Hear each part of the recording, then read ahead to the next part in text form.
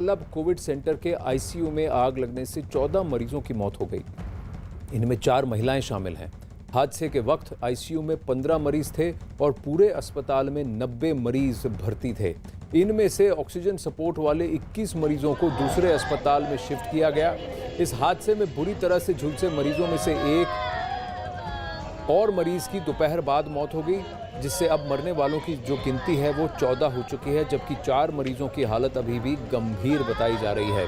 बताया जा रहा है कि आग शॉर्ट सर्किट की वजह से लगी थी, जो थोड़ी देर में अस्पताल के कई सारे हिस्सों में फैल गई। इस घटना के बाद वहां इलाज करा रहे कई मरीजों को आनन फानन में दूसरे अस्पताल शिफ्ट किया गया। वहीं मुख्यमंत्री उद्धव ठाकरे ने इस हादसे की जांच के आदेश दे दिए हैं। प्रधानमंत्री नरेंद्र मोदी ने भी घटना पर दुख जताया।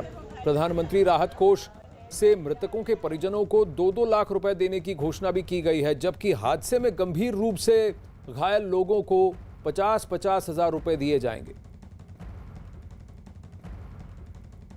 आशीष के पास चलते हैं। आशीष, मैं एक चीज आपसे जानना चाहूंगा, स्थानीय प्रशासन कहीं ना कहीं इसमें ढीला नजर आ रहा है। एक के बाद एक महाराष्ट्र में हादसे आ रहे हैं। कल नासिक था, आज विरार, और कहीं कोई भी ये नहीं पूछ रहा कि महाराष्ट्र में इतनी हालत खराब क्यों है। क्यों स्टेट गवर्नमेंट से सवाल नहीं पूछे जा रहे, स्थानीय प्रशासन से पूछे नहीं जा रहे हैं। इस तरह से क्या लोगों की जानें इस तरह की लापरवाही से जा सकती हैं? और कितना बर्दाश्त करना पड़ेगा महाराष्ट्र के लोगों को? आनंद, सबसे अहम बात यह है कि पहले भंडारा, फिर भांडुप, फिर इसके बाद नाला सुपारा, इसके अलावा दहिसर के भी कोविड सेंटर में इसी तरह की हादसे हो चुके हैं। हर बार सिर्फ कागजों पे कार्रवाई दिखाई पड़ती है, लेकिन अस्तित्व में वो दिखाई नहीं पड़ती। नासिक का हुए हादसे के बाद जो है, अब कहीं ना कहीं यहाँ पर देखें वही माहौल आपको साफ तौर पे दिखाई पड़ेगा, जहाँ पे परिवार परेशान है, लोग परेशान हैं। समझ में नहीं आ रहा कि आखिर जाएं कहाँ। 13 लोगों की मौत अचानक होती है। बिल्डिंग का फायर ऑडिट किया गया था, ये बताया जाता है, लेकिन अचानक ही जब दूसरी मंजिल पर एसी में फायर हुआ तो उसके बाद वो आग लगातार विकराल होती चली गई। उसकी चपेट में आने से जो 13 लोग वेंटिलेटर पे थे वो कहीं जा नहीं पाए, उनकी मौत हो गई। यहाँ पर भी कुछ परिवार के लोग मौजूद हैं। आपसे एक चीज़ जानना चाहूँगा, हुआ क्या बेटा? अभी क्या बताया गया है? हॉस्पिटल से क्या प्रॉब्लम बताई? अभी फिलहाल उन्होंने बोले कि जो 13 जन का डेथ हुआ है यहाँ पे, तो उनके अर्नाला में जाके उनका नाम रजिस्टर होगा।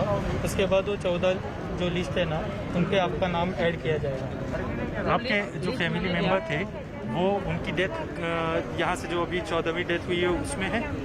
नहीं, उसमें मेरा नाम रजिस्टर नहीं। यानी कि कई पेशेंट्स ऐसे हैं जिनके नाम रजिस्टर्ड नहीं हैं। वो कोविड सेंटर में थे, लेकिन अस्पताल की लापरवाही देखिए कि अब वो सीधे कह रहे हैं कि उनके पास कोई लिस्ट ही नहीं है जिसमें उनके पेशेंट का नाम हो। कहीं ना कहीं पहले लापरवाही के चलते ये हादसा, 13 लोगों की मौत, ऊपर से अब ये कहा जाना कि अस्पताल में जो कोविड पेशेंट एडमिट था, जिसका इलाज जारी था, उस पेशेंट का नाम ही नहीं है। इस तरह की स्थिति तो बनी हुई है। ये पूरी तरह से वहाँ की जो सिस्टम है चरमरा गई है। जिस तरह से व्यवस्थाओं को होना चाहिए था महाराष्ट्र जैसे स्टेट में, वहाँ पर बिल्कुल नहीं है। और 15 दिन का 20 दिन का लॉकडाउन कर क्या प्रशासन अपने हाथ खड़े कर सकता है? ये एक सवाल है जो पूछना चाहिए। इसी बीच महाराष्ट्र सरकार में जो पालक मंत्री हैं दादा भोसले, उन्होंने कहा है कि विरार के कोविड सेंटर में लगी आग के मामले की जांच होगी और दोषियों के खिलाफ कड़ी कार्रवाई की जाएगी। कब जांच करेंगे, कब कार्रवाई करेंगे? जिनकी जाने गई उनको आप वापस तो नहीं ला सकते। उन्होंने कहा है कि फिलहाल प्राथमिकता मरीजों को सुरक्षित शिफ्ट करने की है। मरीजों की सुरक्षा पहले की होती, इस तरह की लापरवाहियां नहीं होती। आशीष सिंह कह रहे हैं कि एक के बाद एक लापरवाहियों के जो आपके पास एग्जाम्पल्स हैं वो महाराष्ट्र में निकल के आ रहे हैं। भांडुप से लेकर नासिक तक, नासिक से लेकर अब विरार पालघर तक। हमारे साथ दादा भूसे जाइए, उनसे जानने की कोशिश करते हैं। सर, ये इसका पूरा आपने जायजा लिया है, आपको इसमें किसकी गलती दिखाई देती है? आपने क्या जो जायजा लिया उसमें आपको क्या पता चला? चौकसी की जाएंगी, जांच में जो भी सामने आएगा, जिसका भी गलती होगा उसके ऊपर कठोर कार्रवाई की जाएगी। लेकिन जो कि आपने देखा कि कई सारे लोगों को, कई सारे पेशेंट्स को यहाँ से शिफ्ट किया गया है, हालांकि उन्हें कहाँ शिफ्ट किया गया है? जो फर्स्ट इन्फॉर्मेशन है उन्हें मुंबई में शिफ्ट किया। तो यहाँ पर क्या इंफ्रास्ट्रक्चर की कमी है? यहाँ के लोकल, इसमें जो 89 टोटल पेशेंट थे, अभी उसमें से सिर्फ 6-7 पेशेंट बाकी है।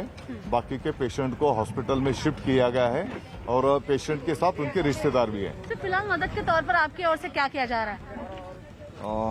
घटना दुखद है, इसका मैं दुख प्रकट करता हूं और आने वाले दिनों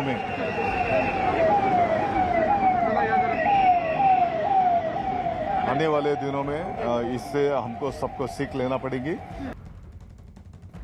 बस लिप सर्विस दीजिए, दिलासे दीजिए, बस जो काम करना था वो तो किया नहीं। महाराष्ट्र का केसलोड इतना ज़्यादा कैसे है, कोई इसका जवाब देने को तैयार नहीं है। विरार हादसे पर महाराष्ट्र के स्वास्थ्य मंत्री राजेश टोपे का बेतुका बयान भी सामने आया है। उन्होंने कहा कि ये कोई राष्ट्रीय खबर नहीं है। हालांकि उन्होंने दोषियों पर कार्रवाई का दावा भी किया।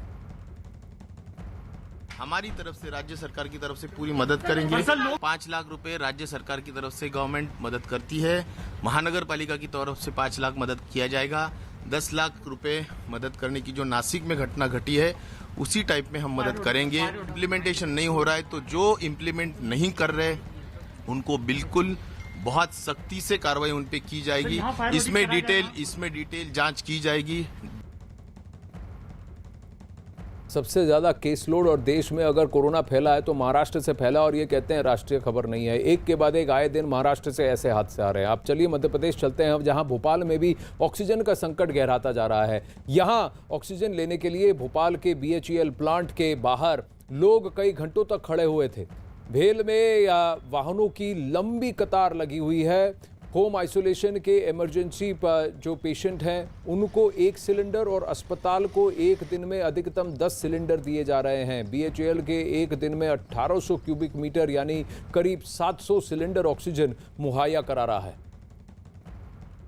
मनोज हमारे साथ जुड़ रहे हैं भोपाल से। यानी कि ऑक्सीजन की किल्लत अब भोपाल में भी आ रही है, पर कहीं ना कहीं BHEL के साथ साथ क्या बाकी इंडस्ट्रीज या बाकी जो ऑक्सीजन प्लांट्स है जो इंडस्ट्रियल ऑक्सीजन का निर्माण करते हैं, मैन्युफैक्चर करते थे, क्या वो भी अब मेडिकल ऑक्सीजन की सप्लाईज की तरफ ध्यान दे रहे हैं?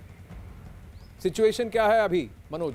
जहाँ तक से BHEL की बात है आनंद, हालात तो बहुत ख़राब हैं और ये आज के हालात नहीं है। मध्य प्रदेश में ऑक्सीजन की किल्लत, रेमडेसिविर की किल्लत, जो बिस्तर हैं अस्पतालों में, बेड की किल्लत, इसके बाद सबसे अहम बात है कि जो वेंटिलेटर सपोर्टेड बेड हैं उनकी किल्लत तो जो 10 दिन से ऐसी बनी हुई है। सरकार लगातार कह रही है कि बड़ी अजीब बात होती है आनंद की, एक तरफ सरकार कहती है कि उसके पास उतनी ऑक्सीजन है जितनी ज़रूरत है, उसके बाद ये हालात क्यों बन रहे हैं?